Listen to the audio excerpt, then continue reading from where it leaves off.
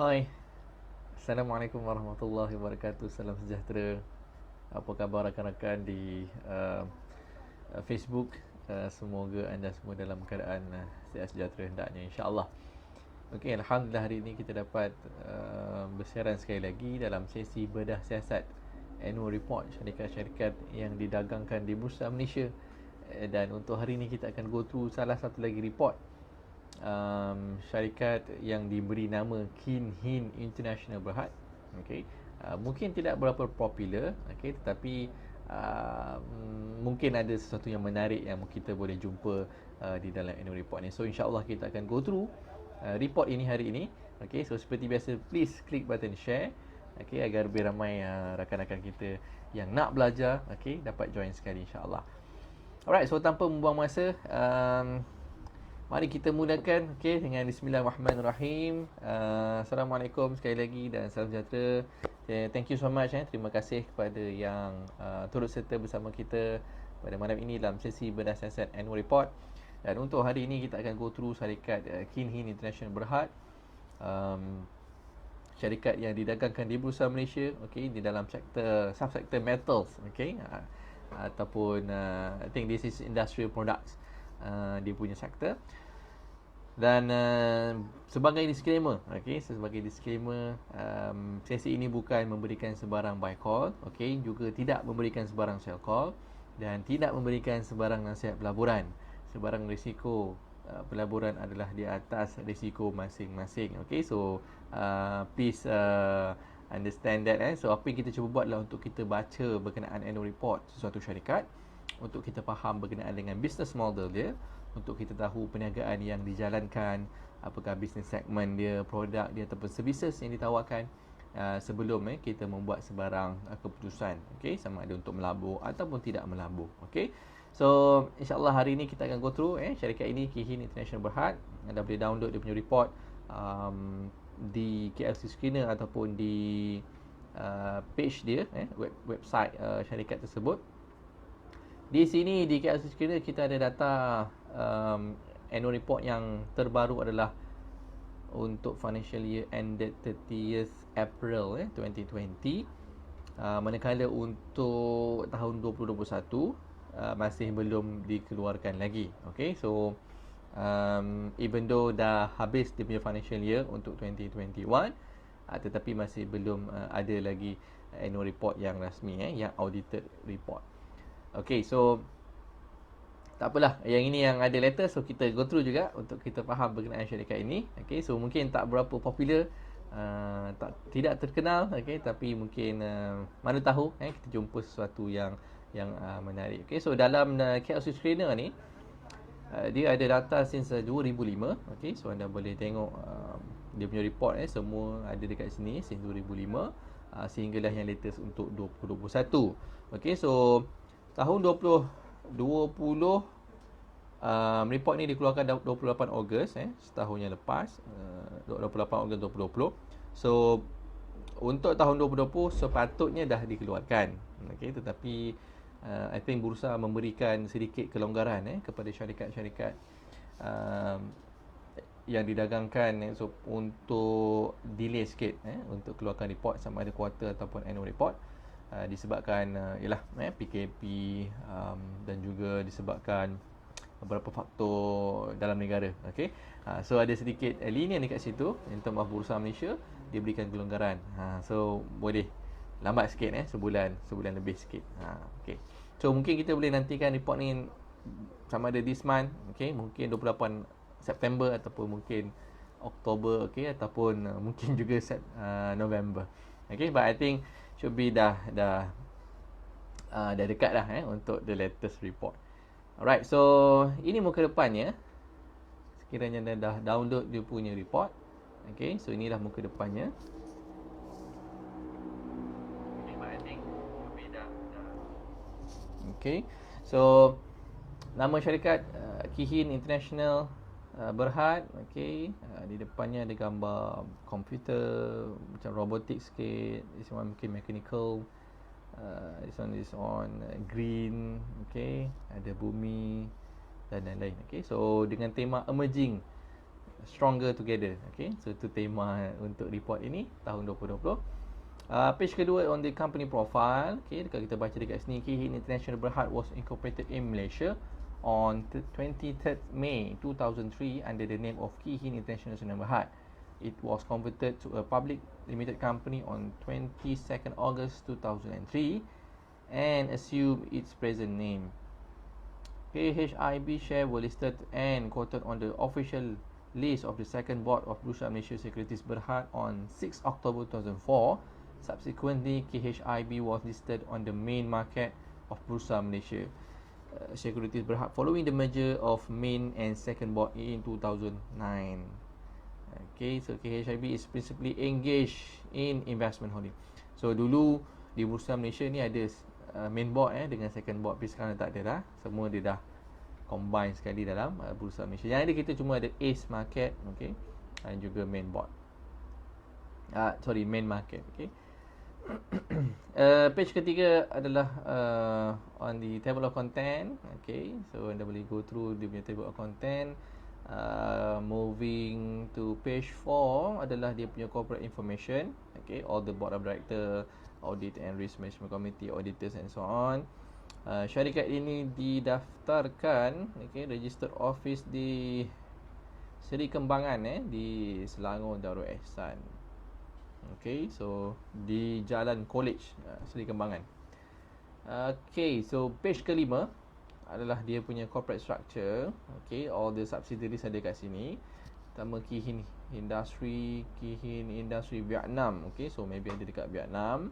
Key Hin Muramoto juga di Vietnam, tapi nama macam Japanese sikit Muramoto. Kemudian Key Hin Thai Nguyen di Vietnam juga. Kemudian Sanco, Key Hin Sdn Bhd dan Zenny Infinity Sdn Bhd.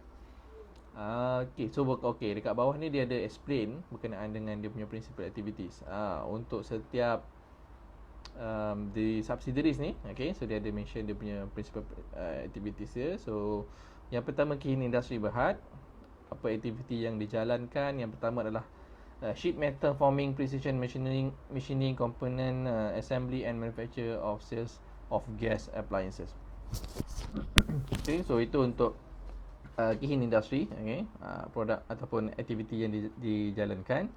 Untuk Key Hin Muramoto, okay, di Vietnam ni, sheet metal forming, precision machining and assembly of component for electronic, automotive and others industry. Okay, so beza sikit. Yang tadi untuk gas appliances, yang ni untuk electronic, automotive dan juga lain-lain industri. Kemudian Key Hin Thai Nguyen, sheet metal forming, precision machining, manufacturing and fabrication of the tools and dies and assembly of component. Okay. Kemudian ada Sanco Key Hin, precision machining of electronic and electrical industries component. Zenny Infinity, trading in electrical and electronic products, home appliances and gas appliances. Oh, okay. So dia ada juga produk home appliances, dia jual juga, trading barang-barang elektrik dan juga elektronik, termasuk home appliances dan gas appliances. Kemudian Key Hin Industry Vietnam under voluntary dissolution. Okay, so dia tak ada. Kemudian page ke-6 adalah dia punya 5 years, dia bagi 5 tahun financial highlights untuk this company dalam bentuk graph. Okay, so dia tak ada bagi table, so dia bagi dalam graph terus. Kalau kat sini kita tengok in term of revenue, ada peningkatan, okay, tahun-tahun sebelum ni, tapi untuk tahun 2020 dia mengalami penurunan. Okay. Kemudian in term of profits attributable to owners of the company juga mengalami, okay, penurunan. Okay. Dan untuk 2020 as compared to 2019 juga mengalami penurunan dia punya profit. Okay, so of course EPS akan affected, net asset per share. Okay, untuk 5 tahun. Okay, so kemudian dia masuk kepada bahagian profile of directors. Okay, page ke-7, 8, 9. Kemudian page ke-10 adalah untuk dia punya profile of key senior management. Okey, 11, 12. Okey, kemudian kita masuk ke page 13. Okey, so page ke-13 adalah chairman statement. Okey, so mari kita baca chairman punya statement. Okey, ada pada cerita dekat sini. Ni IMF punya outlook. Okey, COVID-19.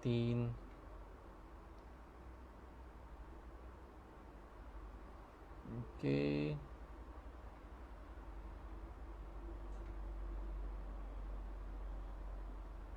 Alright. Kemudian page ke-14 bersambung chairman statement.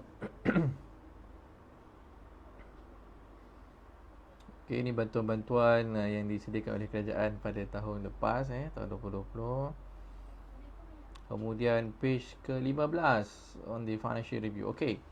The group registered revenue of 202 million for the financial year ended 30th April 2020 as compared to 253 million last year, representing a drastic drop of 33 million or negative 14%.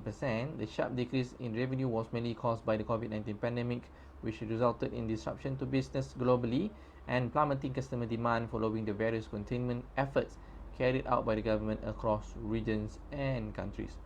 The revenue from Malaysia operation contracted from 140 million last year to 107.9 million this year.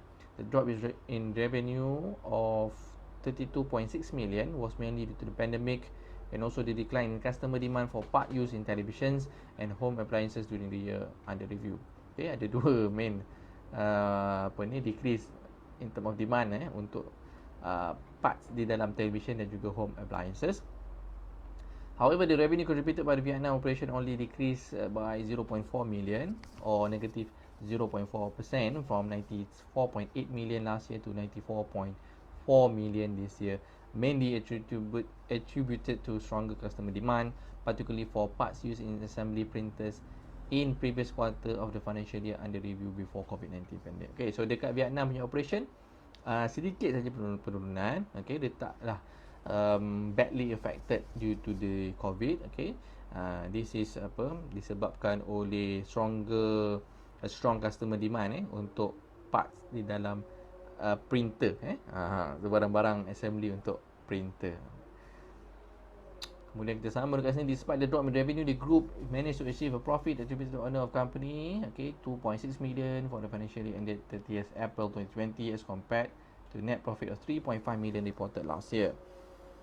To a certain extent, the improvement in efficiency through implementation of various manufacturing system and inventory management during the financial year and the cost reduction measures carried out, particularly during the outbreak of COVID-19 in year 2020, had mitigated the full negative impact of the pandemic of the group result. Okay, so despite dia punya drop in term of revenue, tetapi dia still manage untuk membuat keuntungan. Dia overall masih tidak rugi.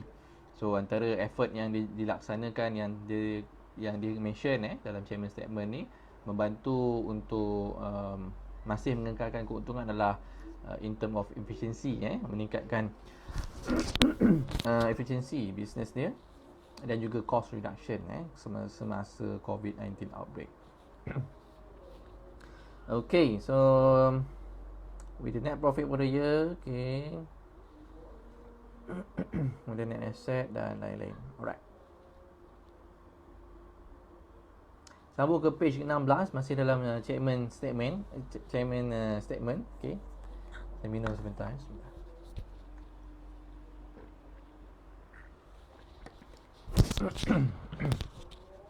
In response to the COVID-19 pandemic, the Malaysian government implemented MCO. Okay, so ini kita tahu.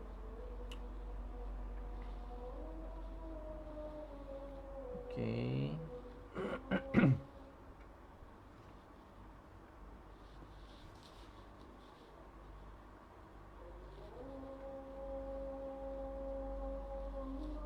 Okay, in Vietnam, they have built a success story with the first COVID-19 case detected on 23rd January 2020 and reported only 370 cases. Okay.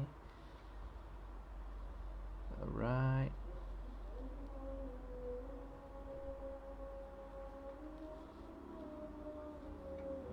Okay, sambung lagi dekat sini.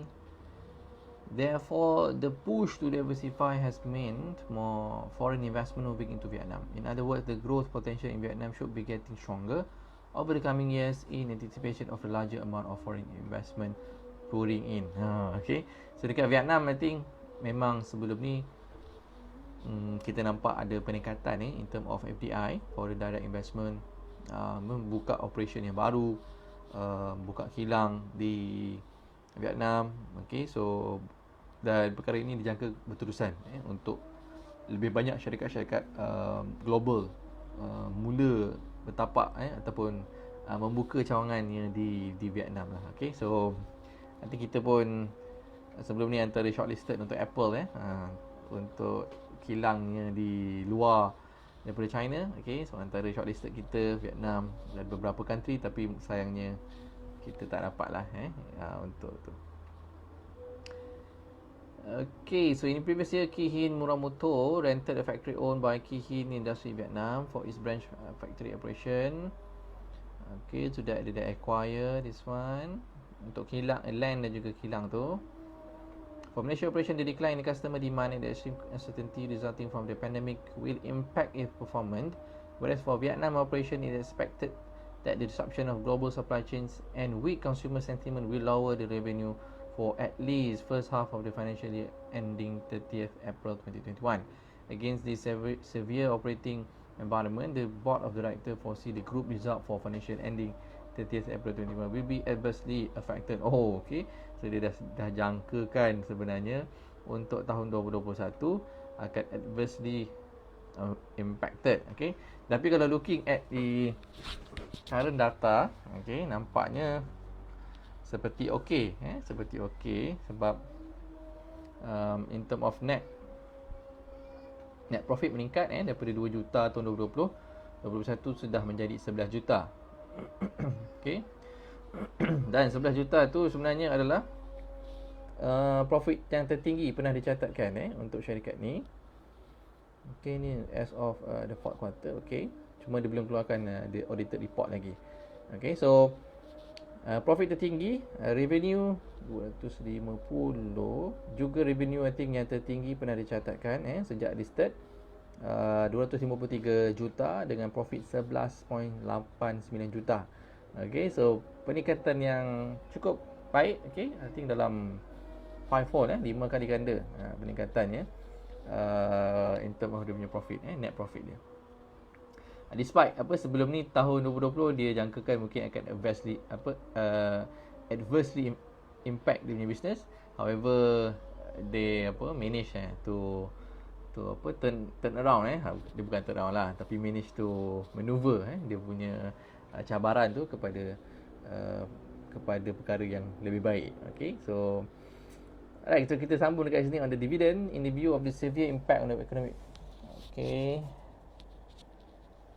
the board did not propose any dividend. Okay, so tak ada dividend untuk tahun 2020. However, mari kita lihat sejarah pemberian dividend untuk syarikat ini. Okay, so dekat sini kita boleh nampak 2005, okay, 2006, 8, 9, 10, 11, 12, 13, 14, 15, 16, 17, 18, 19, 20. Okay, so memang tak pernah miss sebelum ini. Since 2005, setiap tahun memang dibagikan dividen, okay, dalam bentuk percentage ataupun currency. Tetapi I think first time untuk tahun 2020 ia tidak memberikan dividen. First time. Walaupun dia pernah rugi sekali untuk syarikat ni, I think tahun 2013. Okay, so 2013 dia pernah rugi sekali. Tapi adakah dia bagi dividen 2013? Masih okay, 2013 dia juga masih memberikan dividen walaupun rugi. Tapi 2020 untung, yalah, dia mesti untung, okay, tapi tiada dividen. Alright, so the investment dan sebagainya. Okay, so bahagian MDA. Okay, so kita moving on to MDA, bahagian Management Discussion and Analysis. So ni kilang itu yang dia dah selesai acquisition dia. Okay, ni a little bit background. Tadi kita dah baca dekat bahagian lepas cover page tadi dengan syarikat ni.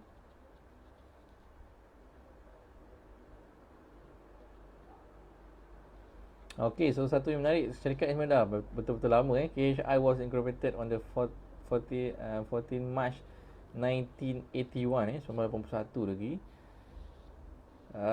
In the early years of establishment and produced casing of fluorescent lamp and air conditioner parts. Oh, okay. So zaman dulu dia buat lampu fluorescent dengan apa ni? Aircon punya parts. Tahun 1981. Okay. Oh, bayangkan lama betul. Right. So kemudian berkenaan dengan dia punya subsidiaries syarikat-syarikat yang di Vietnam tu, banyak juga cawangan dia dekat Vietnam tu.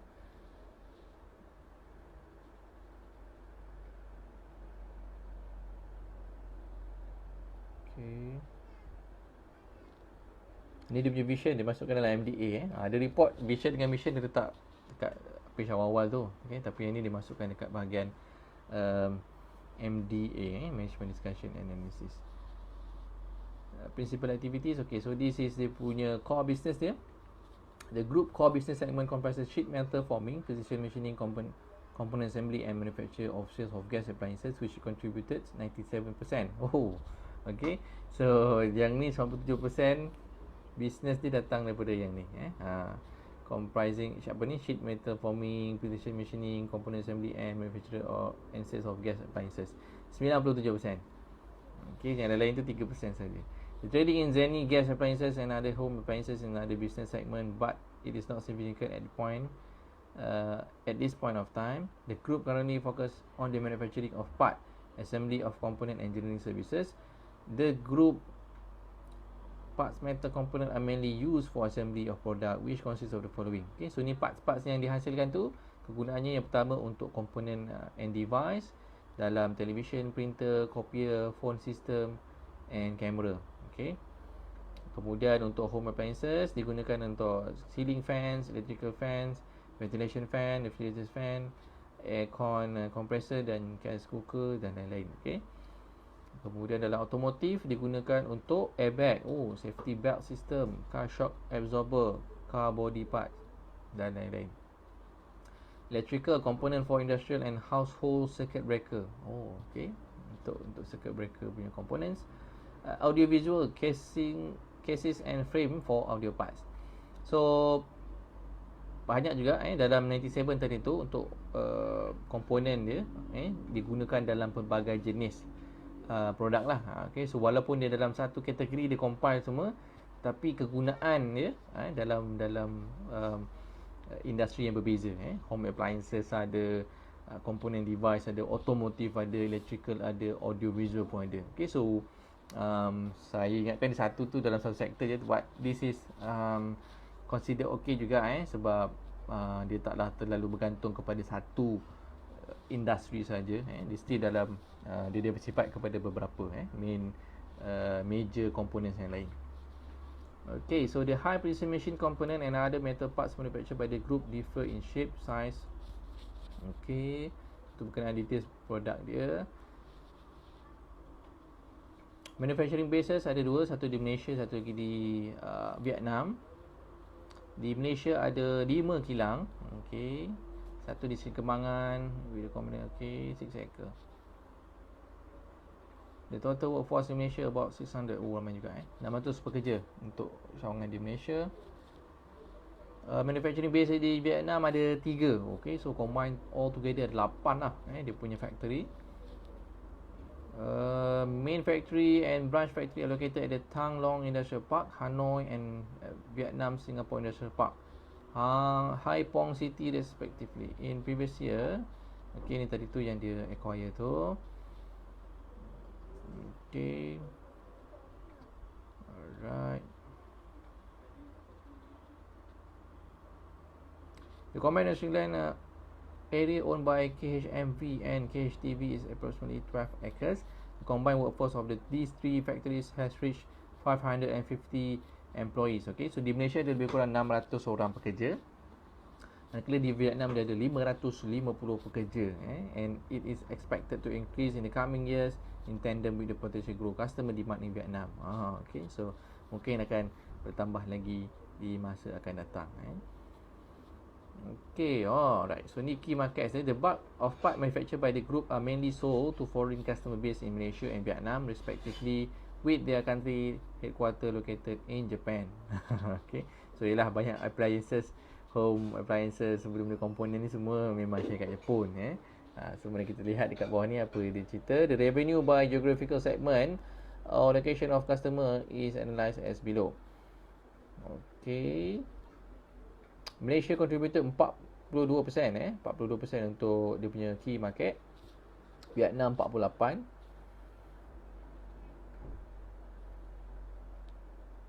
Amerika 5%, US 5%, Europe 2%, Hong Kong 1%, Thailand 1% dan ada 1%. Okay, so walaupun dia kata Malaysia dengan Vietnam, okay, tapi dekat sini apa ni, dia punya customer tu headquarternya di Jepun, syarikat-syarikat Jepun lah yang keluarkan apa ni, printer, keluarkan appliances, home appliances dan sebagainya tu banyak syarikat Jepun. Tapi dia ada kilang juga kat Malaysia, dekat Vietnam. So dia ambil parts-parts tu, dia assemble dan dia jual lah produk dia. Okay, so mainly dekat Malaysia dan Vietnam lah, 42 dengan 48%. Okay, so yang lain-lain tu just sikit saja pecahan dia. Okay, ni workforce tadi kita dah go through. Ni pun tadi kita dah go through.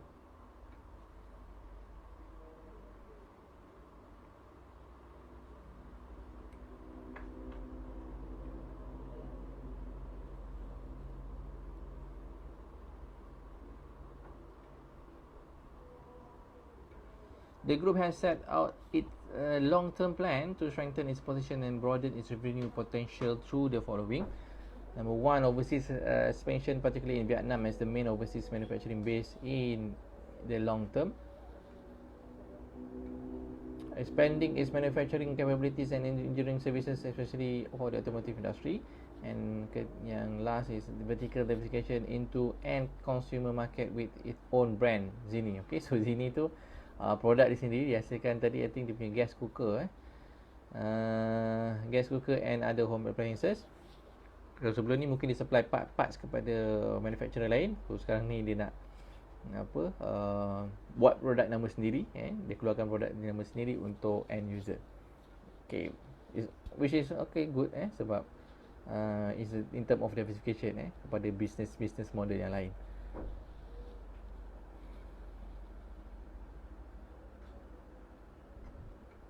Okay, ni kilang-kilang yang di Vietnam. In Malaysia, the group invested and will continue to invest in new machineries, equipment with newer technology. Okay.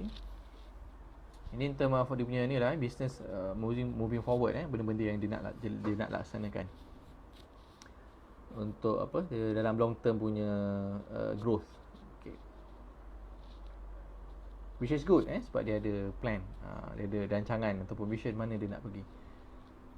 Therefore, KSR will continue to focus on improve its engineering capabilities in production and manufacturing of part used in the car airbag system, car body part safety belt system, car shock absorber and others as the future growth strategy. Okay. The successful relationship with the MNC and also demonstrated the group ability to achieve the necessary standard. Okay.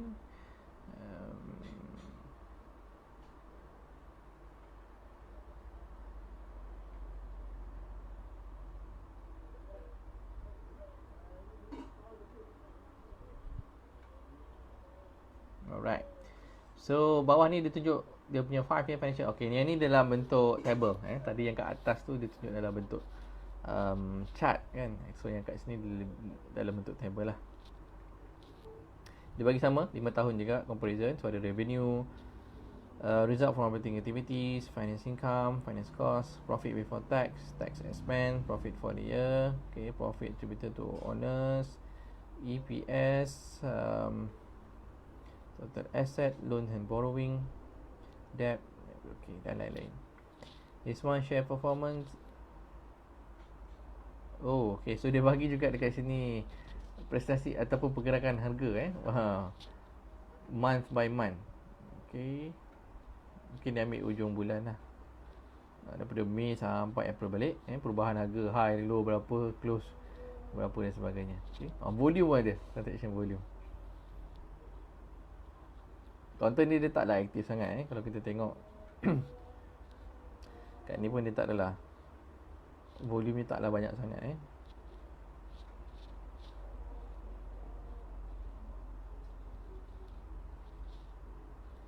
Alah, dia pula chart dia pun taklah bergerak macam nak naik macam nak turun So agak landai jugalah dia punya bentuk dia. Okay, so itu sedikit berkenaan dengan dia punya share performance dia. Bagus, dia bagi juga. Tak banyak syarikat yang tunjuk, tapi dia tunjuk. Okay. Kemudian dekat sini on the performance indicator. Okay, so dia bagi juga yang ni dalam bentuk percentage is comparison to 2020 dengan 2019. Anda boleh go through dekat sini kalau nak tengok. Kemudian revenue, okay, dia dah mention tadi dekat payment statement pun dah ada mention. Okay, profit after tax,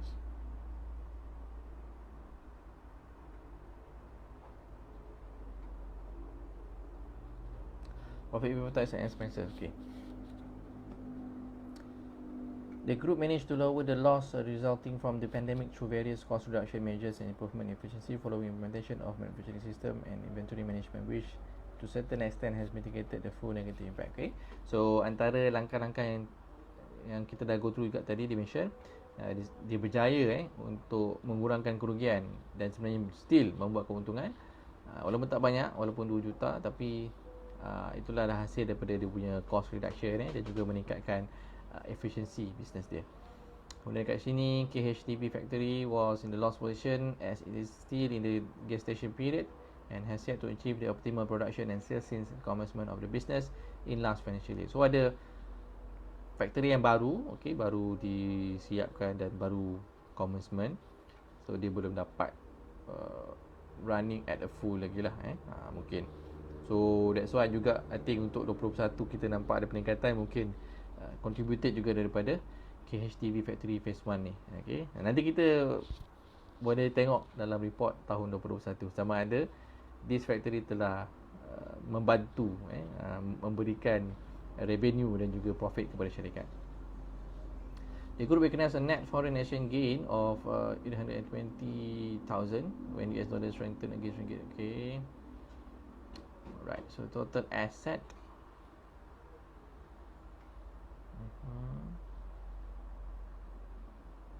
the group cash and bank balance increased from 31.8 million as at 30th April 2019 to 41.7 million. Okay, so dia sekarang ni cash and cash equivalent dia ada banyak agak 41. Walaupun syarikat kecil-kecil tapi ada banyak cash 41 juta.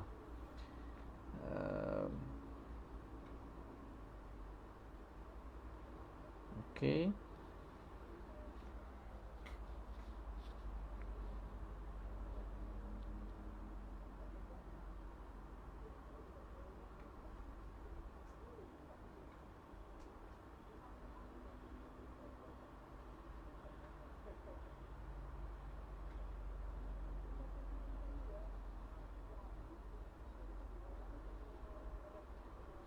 loan and borrowing including lease liabilities.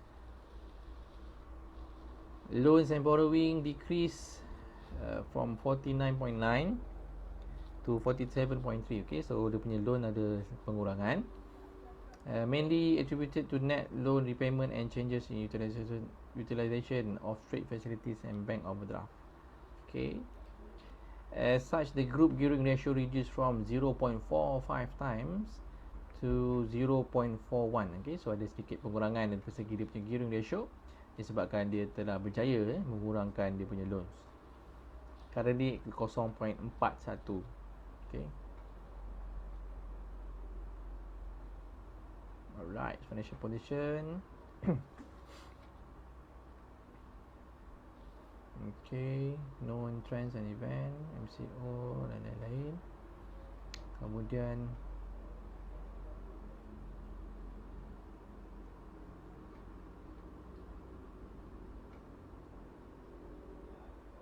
okay, so Malaysia mostly cabaran ni waktu 2020 adalah MCO dan juga ekonomi.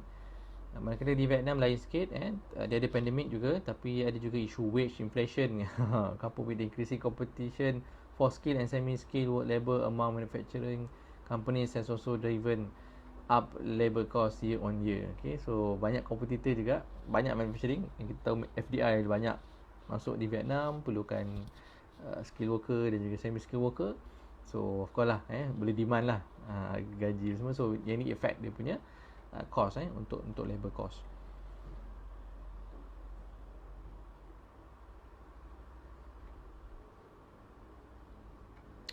Mestilah ada competition antara kilang dengan kilang untuk dapatkan pekerja. Okey.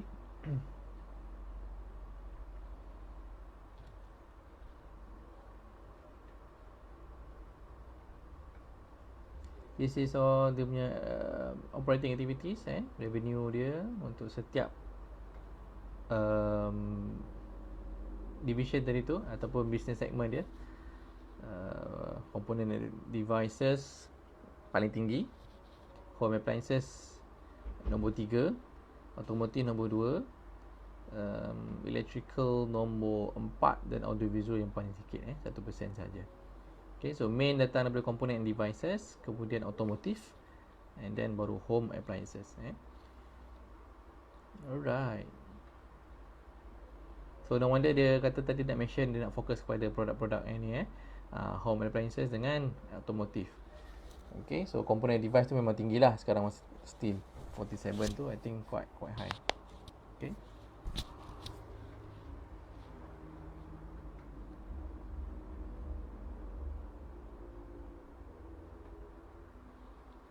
Alright, sambung lagi dekat sini, page ke-24. Panjang juga dia punya MDA ni. Very details. Which is good also, okay. Cuma nak baca tu kena panjang sikit lah. Okay, apa lagi yang menarik yang kita boleh jumpa?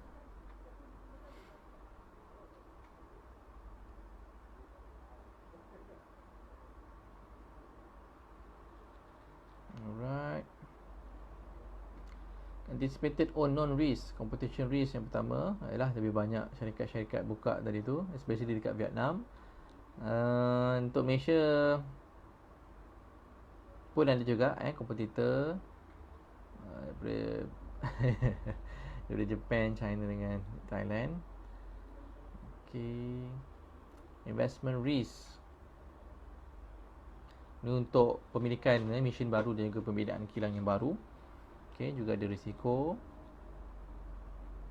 Dependency on foreign worker risk. Okay.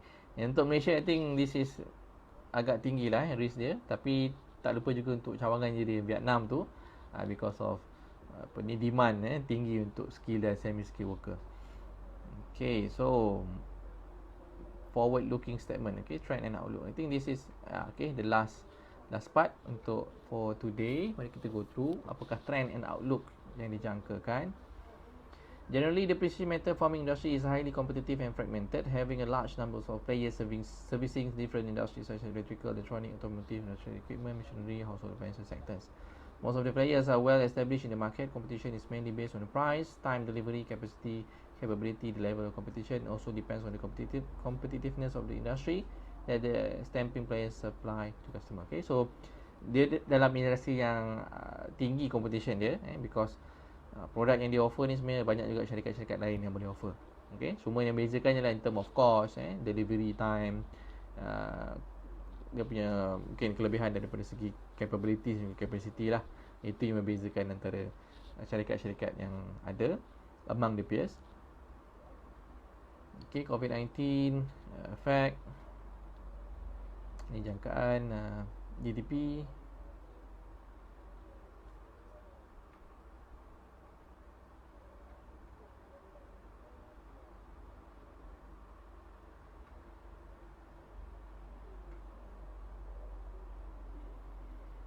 Okay, so dia cerita juga lebih background macam mana government dia membendung penyebaran COVID-19 tu. Kemudian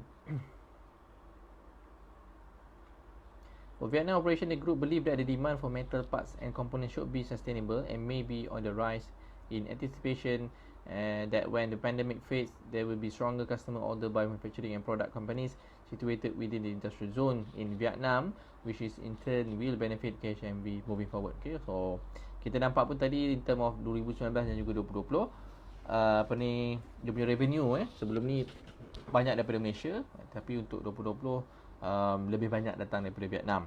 Dan juga dijangkakan in future pasaran di Vietnam juga akan meningkat, akan lebih banyak demand untuk dia punya components ataupun parts yang dikeluarkan. Okay, so ni dia punya brand tadi tu, Zenny gas cooker. Dia pakai gas cooker lah, oh ingatkan electric cooker ke apa, gas cooker.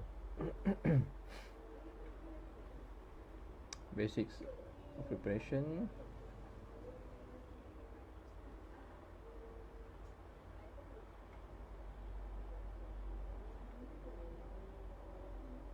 Okay, tadi tu dividend kita dah tengok 2020 dia tak ada memberikan sebarang dividen. Okay, so first time dalam sejarah listed dia tak berikan dividen untuk tahun 2020. Okay, so however very interesting untuk kita nantikan annual report untuk tahun 2020 bagi syarikat ni, which is yang dekat sini unaudited report sudah nampak dekat sini 11 juta keuntungannya.